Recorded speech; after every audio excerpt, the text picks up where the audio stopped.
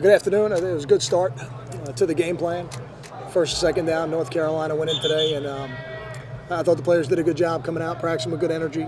We're in the middle of final exams, so we're not quite as long as we normally are, but it was good work today. Questions? What happened at the end of practice? Did Dave Maluski get some sort of honor there? He did. David got an award we call the Super Coach Award, and I'll let him describe it to you. For a guy like Brazili to be going on his first bowl game, what do you think it means for him? I think it's special. When guys go to play Division I football, you dream about going and playing in bowl games, and unfortunately for him, he didn't get an opportunity to do it before this year. And it was one of the things that I told him when he came here, that we were going to make sure he got an opportunity to do that in his last year. And I think even as we got close to that six win mark, the players kind of rallied around it a little bit too. Drew is a guy who really has assimilated well into the team, very well liked, a good teammate, the right kind of person for our program, and we're happy we got a chance to spend a year with him. When you start looking for those fifth-year guys, is it a springtime thing, right after the season? Every one of them is kind of unique. You know, I don't know if you say you try to look, but a lot of times it's a player who kind of initiates it. They talk to their high school coach. The high school coach reaches out to us. You know, we're not allowed to contact players on other teams, nor would we. So, you know, it really is something that kind of happens at different times for different players. Kyle, you gave out your awards the other day. A couple good offensive linemen on this team. Why did the team get the top offensive lineman? What's he meant to the program the last 3 years? Yeah, it's really hard. You know, it's really hard. A guy like Taj and Caleb and Bateen, they all get an award, and I think there's maybe just a little bit of added value. And you talk about the most valuable player. Maybe there's a little bit more added value to the guy who's got to make all the calls. You know, it's certainly not a gauge of one being better than the other. That's not what it's about. But each one was deserving of the award they got. And you know, when you have a group, I said this the other day, there's somebody, it's the first time since 2006 that we've been fortunate to start the same group all year. You know, it's not very often. It takes a lot of tough guys, a lot of dedicated guys, and that's really what this group has been all year. Athletic, a lot of speed in the skill positions on offense, really big play capability at all times, you know, all over the field. They go at almost a frenetic pace. You know, they go as fast as anybody in the country goes on offense. And I think that's what their head coach wants. It's what he's accustomed to. So they present some challenges. They're athletic on defense. You know, they're going to do some things to try to take you out of what you're doing. A lot of multiple looks.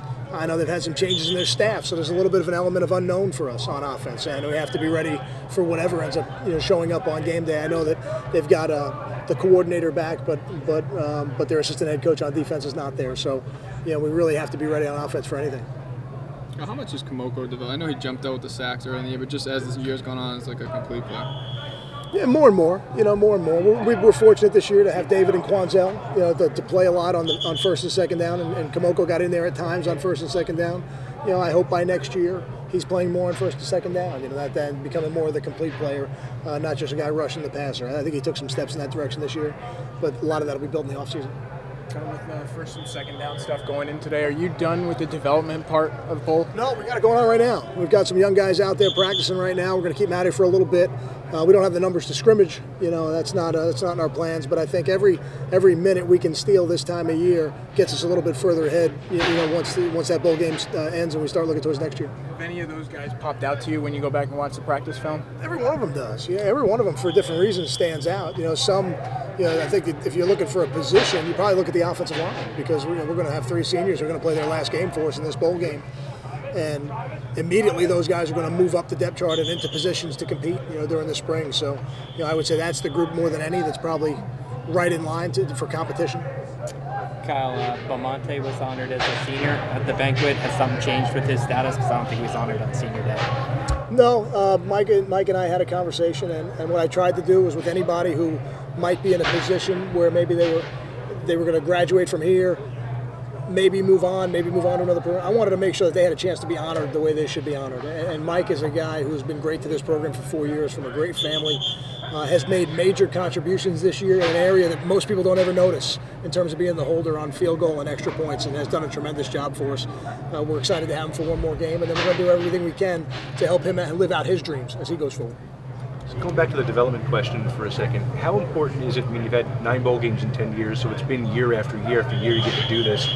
How important is it that guys get 2 or 3 years in a row here of that kind of development. It's a lot of extra practices. Add it all up.